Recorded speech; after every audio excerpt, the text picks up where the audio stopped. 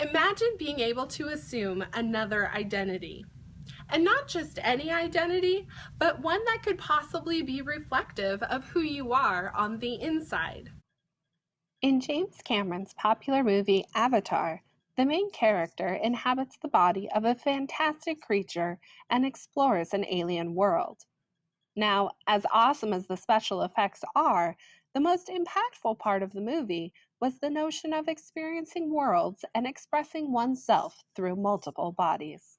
Within the context of gaming, the term avatar has a lot of importance. Avatars are developed representations of players in virtual worlds. Players design the aesthetics of their avatars and can even develop certain talents or abilities in their avatars according to points or privileges earned throughout the course of leveling up in some games. As gamers inhabit virtual worlds, they use their avatars to navigate the space and interact with others. Whenever I talk to my students about playing video games, I notice an interesting phenomenon. They not only speak about their characters as if they are real distinctive entities, but they also use the word I when they're talking about a particular feat that they accomplished, or they're recounting an adventure or a quest. So interestingly, Pierce actually talks about that in her book, Communities of Play. In Chapter 2, she explains that players see avatars as expressions of their true self, and some say their avatars are just as authentic, if not more so, than who they are in real life. This connects to the idea that avatars are persistent, meaning they can exist constantly within the context of the game and can be evolved from one session of play to the next. This is part of what creates a sense of ownership for gamers and makes gaming a preferred activity for many middle school students. Pierce relates the use of avatars to the idea of adopting various outward personas in real life based on social or situational needs.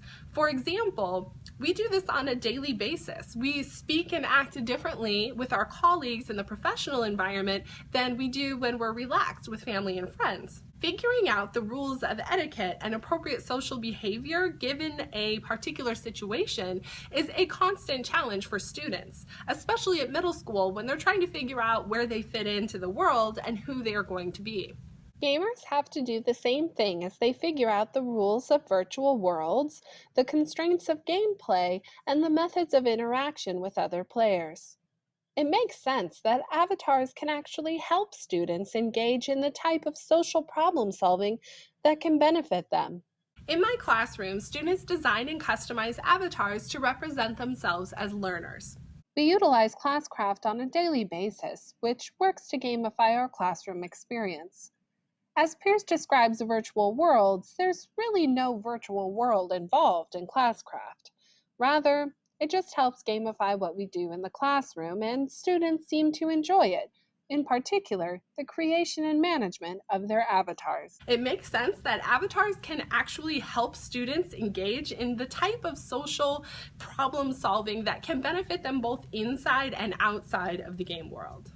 Now, sometimes avatar possibilities can be limited by the types of customizable options that game designers choose to include in the interface of their game. For example, Pierce mentions that female characters in some games have more scintillating wardrobe selections, and fashion options for customizing male avatars may be more constrained than some might prefer.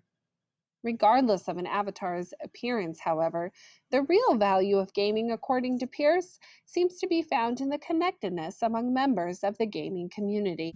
Through interacting in virtual worlds and taking on the identity of their avatars, players form very real bonds with one another. Bonds that they consider to be on par with the relationships that they maintain in their real lives. So this is a lot different than my perception going into this class at Tech 531 and going into the reading from Communities of Play. I really didn't understand exactly how important an avatar can be and how complex the role of avatars are in the virtual lives and the real lives of gamers. So I'm happy to say that I'm learning a lot and I can't wait for class.